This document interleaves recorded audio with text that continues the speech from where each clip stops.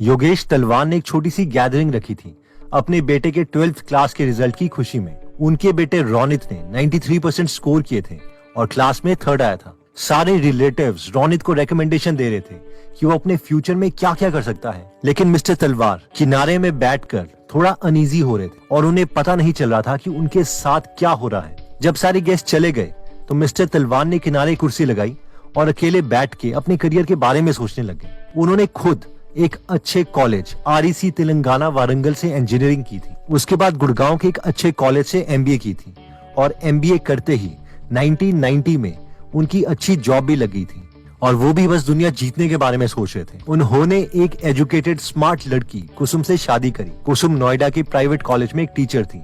Mister और Mrs तलवार के 2 बच्चे हुए, एक बेटा एक बेटी। बेटी आकांक्षा ने बैंगलोर की कॉलेज से बायोटेक्नोलॉजी में पोस्ट ग्रेजुएट डिग्री करी थी, जबकि बेटा इंजीनियरिंग कॉलेज के लिए एंट्रेंस एग्जाम की तैयारी कर रहा था। मिस्टर तलवार कॉर्पोरेट में 25 साल काम करने के बावजूद खुद को एक अंडर अचीवर मान रहे थे।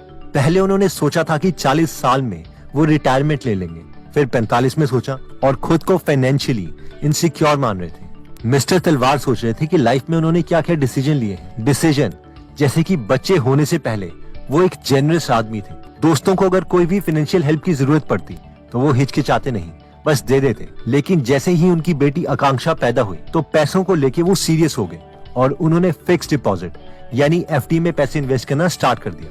जब कभी उनके पास एक्स्ट्रा पैसे होते तो वो अपनी वाइफ कुसुम के लिए गोल्ड ले लेते, क्योंकि गोल्ड इंडिया में एक अच्छी इन्वेस्टमेंट भी मानी जाती है। 1999 में मिस्टर तलवार ने नोएडा में अपना फर्स्ट फ्लैट लिया। मिस्टर तलवार के पेरेंट्स इस पर बहुत खुश हो रहे थे, क्योंकि उनके बेटे ने 32 की उम्र में घर ले लिया था और जबकि उन्होंने खुद 50 में लिया था। लेकिन घर तो लोन पे लिया गया था, जिस पर मिस्टर तलवार को हर महीने काफी कंजूसी करनी पड़ती थी। घर के लिए उन्हें अपनी FD भी तोड़नी पड़ी थी, जिसकी वजह से उनकी सारी सेविंग्स अब उस घर में ही चली जाती थी, यानी रियल एस्टेट में।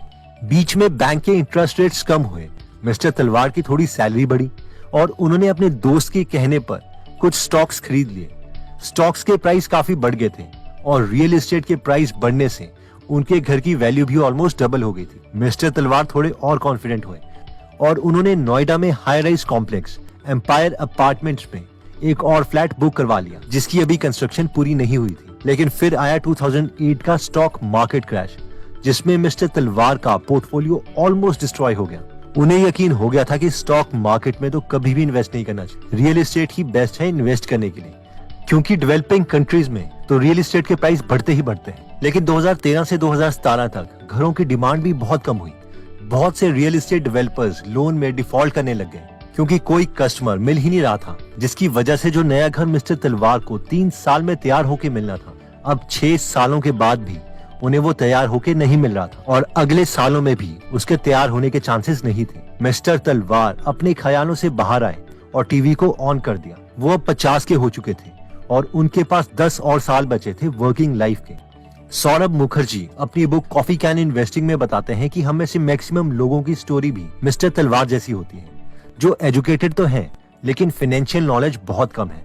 मिस्टर तलवार अपनी फ्यूचर को लेके चिंता में थे, क्योंकि उन्हें अपने बच्चों की एजुकेशन, उनकी मैरिज और खुद की रिटायरमेंट की लाइफ को प्लान करना था। सैटरडे आफ्टरनून को मिस्टर तलवार एक फाइनेंशियल एडवाइजर के साथ बैठे और 3 घंटे तक मिस्टर तलवार के गोल्स और एम्बिशंस के बारे में बात चली। जब मिस्टर तलवार की सारी इन्वेस्टमेंट्स जोड़ी गई, जैसे कि घर, गोल्ड, स्टॉक, कैश एक्सेट्रा, और उस पर रेट ऑफ रिटर्न कैलकुलेट किया गया, तो 1990 से लेके अब तक का रेट ऑफ रिटर्न सिर्फ 4% निकला, एक FD के ROI से भी कम। मिस्टर तलवार ने एडवाइजर के साथ बैठ के अपने फ्यूचर गोल्स और रिटायरमेंट प्लान किया, तो पता चला कि उन्हें 16% का रेट ऑफ रिटर्न चाहिए होगा।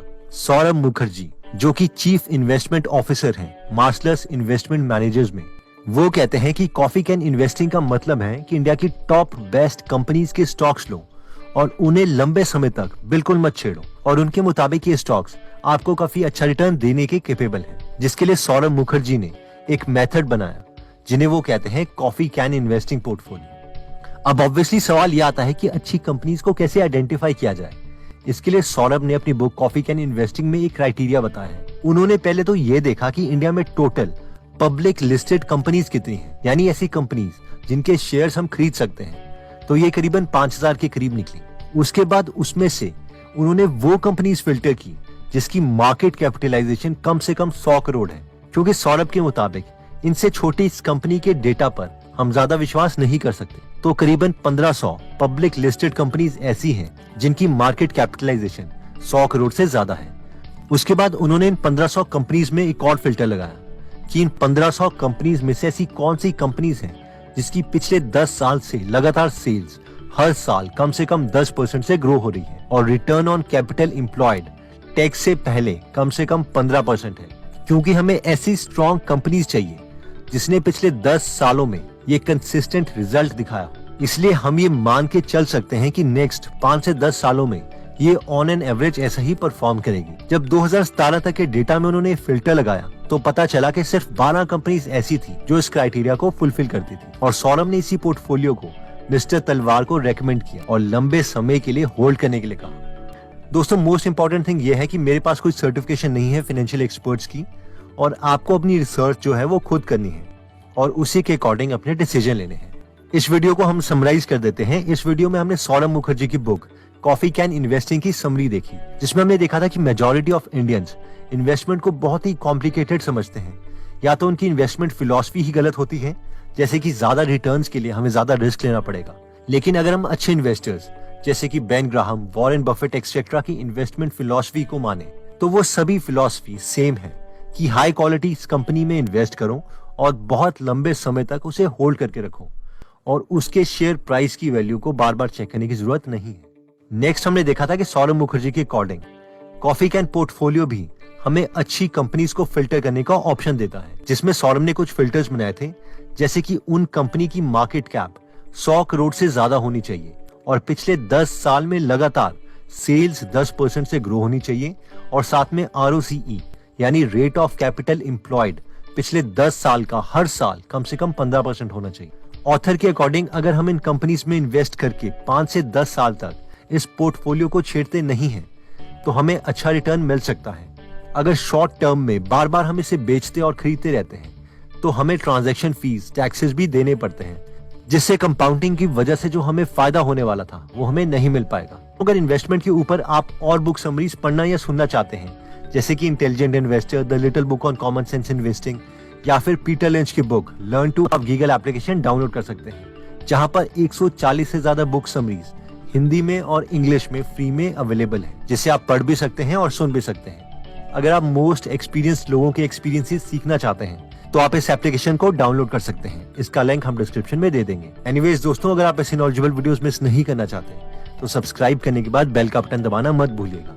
आप कमेंट करके ये भी बता सकते हैं कि आप नेक्स्ट वीडियो किस टॉपिक पर चाहते हैं। जल्दी हम आपसे दोबारा मिलेंगे। जय हिंद। अगर आप हमारी वीडियोस मिस नहीं करना चाहते तो हमारा पेज लाइक करने के बाद 3 डॉट्स के बटन को प्रेस करके फॉलो के बटन को सिलेक्ट कीजिए और फाइनली सी फर्स्ट के ऑप्शन को सिलेक्ट कर लीजिए। इससे आपको हमारी हर पोस्ट मिलती रहेगी। जय हिंद।